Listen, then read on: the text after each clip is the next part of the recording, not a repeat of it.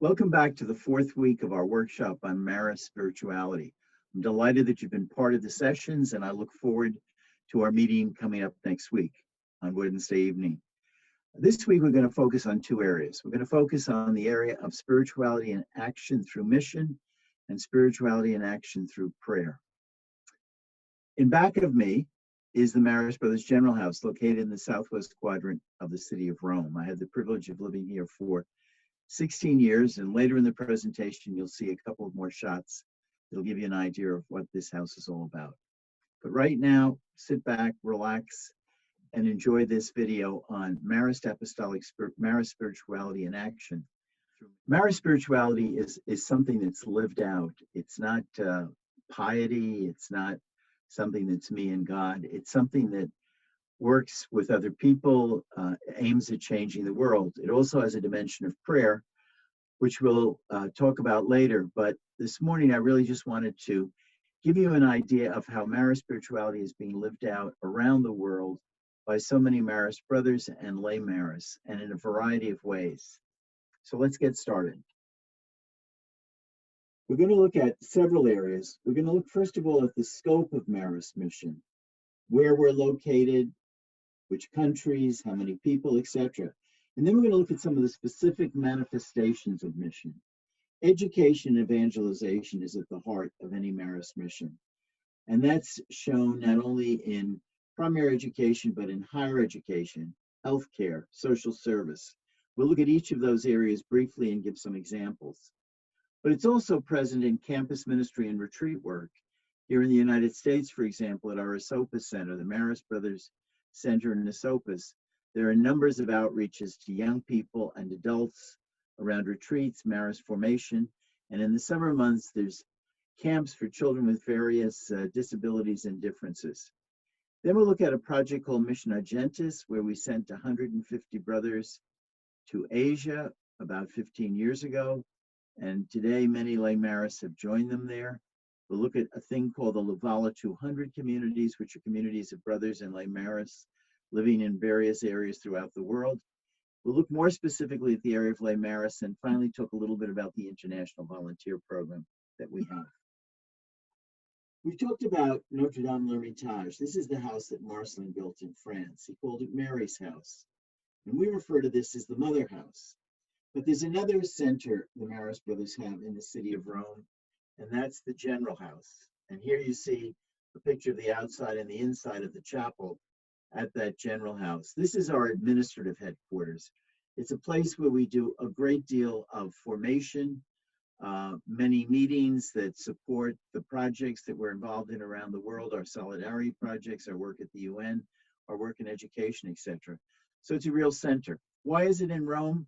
Back in the 1950s, Pope Pius XII asked every religious order to establish a center in Rome because he wanted to have a representation of religious life in the area of the Vatican where there could be good communication, etc. So we built this rather large place. It's about 2 square city blocks.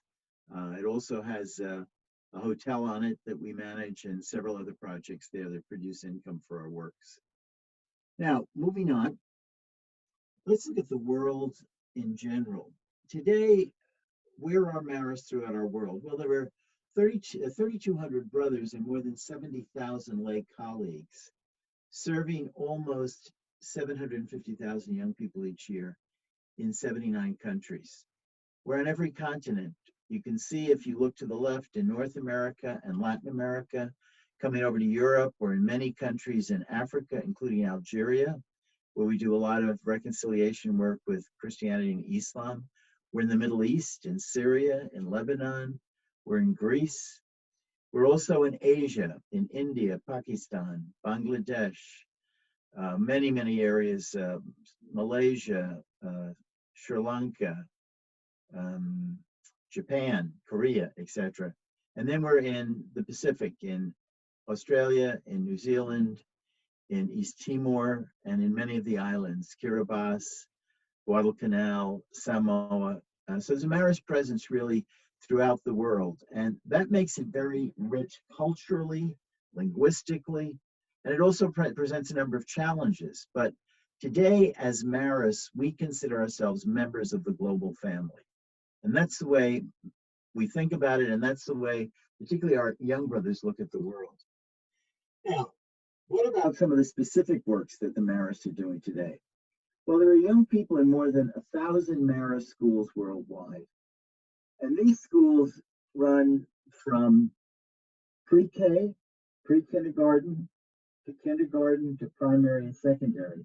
On this slide, you see a picture of the Lavala School, which is a school for handicapped street kids that's located outside of Phnom Penh in Cambodia. In Spain, our pre-K program, children are taken as early as 18 months, so we can provide daycare for parents who have to work. We do the same thing in South Africa, where we have what are called creches, where really children who are infants, their mothers can drop them off in the morning on their way into the city to work and then pick them up later in the evening. So we try to respond to the needs of people locally while providing education and also evangelization. We also have a presence in colleges and universities around the world. There are almost 30 Marist colleges and universities around the world.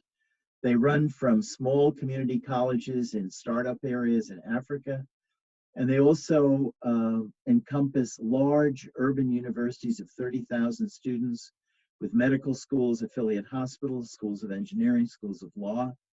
Here on the slide, you see in the lower right-hand corner, one of the colleges in one of the universities in the Philippines, and just above the entrance to a large pontifical university that we have in Rio Grande do Sul in southern Brazil, 30,000 students. This is one of the schools that has a medical school and 5 affiliate hospitals. Moving over to the left on the top, this is the Marist Brothers International College in Nairobi, Kenya. And just down below is one of our colleges in Mexico. So we've got colleges in numbers of countries, Spain, etc. And this is an important kind of global overlook. In Africa, I mentioned earlier, we have primary schools and secondary schools. We also have colleges and universities.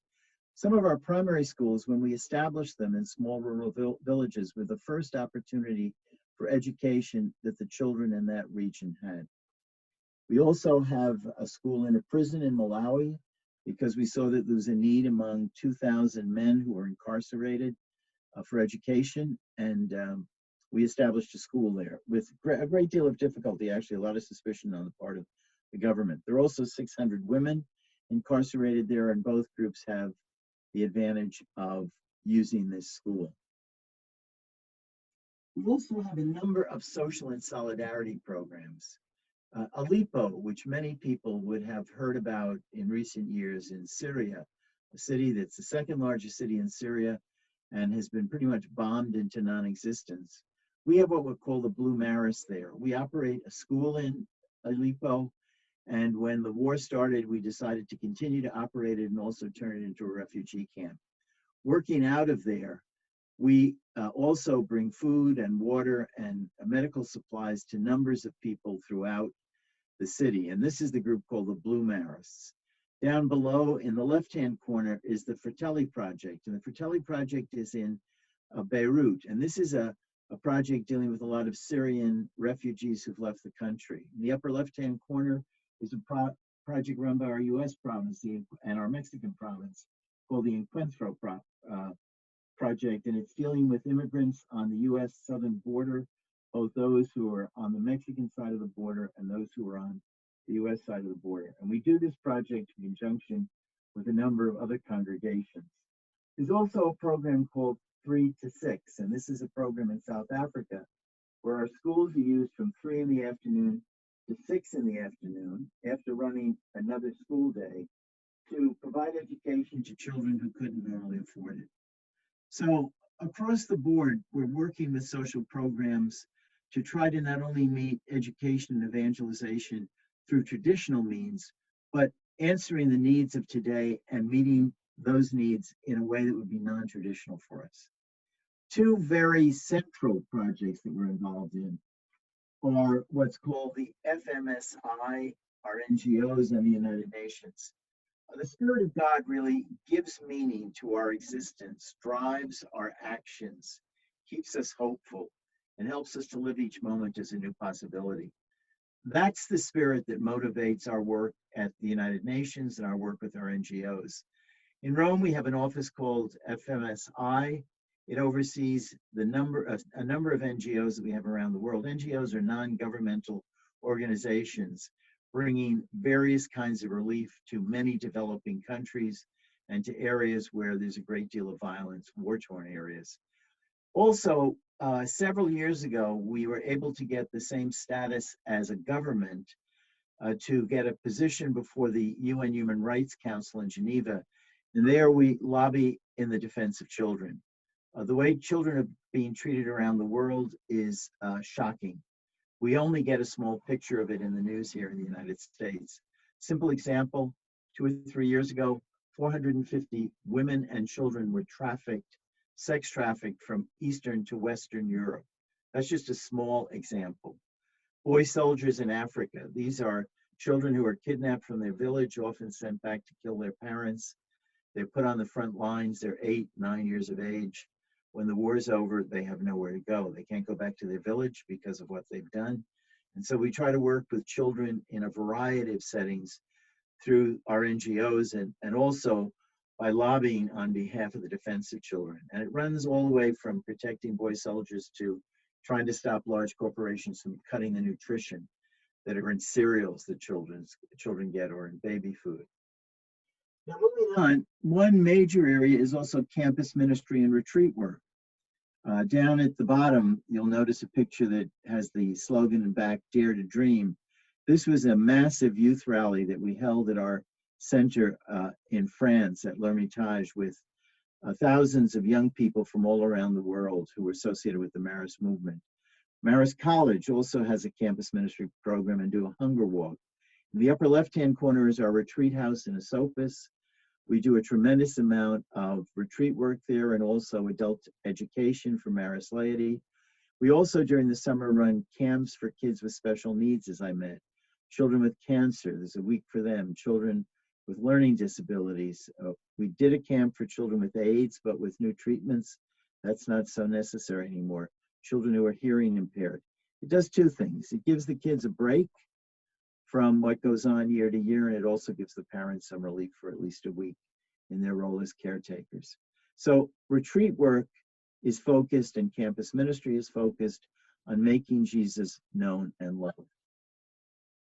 Mission Adyentes is another project that we began about 15 years ago. In response to the call of Pope John Paul II, he asked religious to consider strengthening their presence in Asia or establishing a presence in Asia. Now, quite honestly, not many congregations took him up on his offer, but we did. We already had a presence in Asia, but we decided to send another 150 brothers to that continent. We're there, as I mentioned, in Malaysia, Korea, Japan, the Philippines, Cambodia, Vietnam, India, Pakistan, Bangladesh, and a few other places. But we decided to strengthen our presence in some places and establish new presences in others. In Asia, the major faiths are Islam, the Hindu religion. We see ourselves as Christians living in the midst of the other great world traditions and witnessing to what a Christian life is about. And that's very much the way the Pope envisioned it. In Vietnam, for example, where we've had a presence for a number of years now, it's one of the greatest sources of vocations to the Brotherhood. In the top center pictures, it's a picture of a project we have working with refugees from Burma who are in Thailand and are dispossessed and often without training or without a means of livelihood. So we house people and we develop programs to make sure that they will be able to be independent and care for themselves. Moving on. We also have a project called the Labala 200 community, and this was established when we were celebrating the 200th anniversary of the founding of the Marist Brothers in 2017. These are communities with spirituality at their heart and mission-oriented and designed. They're communities of lay people and brothers coming together to try to witness to what a gospel community should look like. Now, people in these communities realize there's no such thing as a perfect community. They're not ideal, they're good enough communities. They also realize that communities of adults are not families. Families are made up of people of unequal status, children and parents. These are communities of adults living around the gospel, and they work to develop adult skills for living to help create a healthy Christian environment, making honesty non-threatening, giving and receiving affirmation as well as offering critiques, distributing work according to ability. And these exist in a number of countries around the world today. And it's a project that a number of our lay Marists have been very enthusiastic about. And that brings us to this question of lay Marists. This is a development really since the Second Vatican Council. Prior to the Second Vatican Council, the church to a large extent resembled a pyramid, with the priesthood on top, religious life in the middle, and the vast majority of Catholics, the laity, in the bottom of the pyramid. Well, Vatican II turned that pyramid upside down several times, and it did that by a teaching, which to me is one of the most radical teachings of Vatican II. It's called the Universal Call to Holiness. And it said that by nature of our baptism, we all share in the one common issue of the church, one common mission, and that's making Jesus known and loved. So it did away with this stratification. And what became clear is that the charism or the spirit, the outlook on life, the way of approaching living and humanity and spirituality that came into the world through Marcel and Champagne was not meant for the Marist brothers alone. It was meant for all people who share his dream. And this was really the birth of the lay Marist movement. These are men and women, young people. We have a young lay Marist movement also, sharing in the charism of Marcel and Champagne, wanting to bring his dream to life today in so many places around the world. Finally, 2 points. We have a Marist International Volunteer Program, similar to the Peace Corps or the Jesuit Volunteer Program, where young people volunteer for 6 weeks, 6 months, a year, 2 years in one of our missions throughout the world. And the young people who've been part of that have found it's a life changer. They're never the same after it. They get, one, to live in another culture, they live in our communities, and to kind of experience life and reality and language that's very different than what they have in their home country. They also form a community among themselves. In general, they work in some of our apostolates that are in more developing countries, areas where the needs are greater. And final point, there is a new generation of young Marist brothers emerging, not as great in number as in years past, but with equal enthusiasm. And I've just put a few pictures up here of brothers in Latin America, Europe, the US, Asia, Africa. They're global in their outlook. They no longer talk about making their commitment to a province or a country. They're making it to Marist mission worldwide. They're promoters of value-based education, evangelization, and a spirit of solidarity. Strong believers in life together. Community is central for them. And they're living a spirituality that, like Marcelin's, is incarnational, marial, free of pretense, and shaped by the experience of life.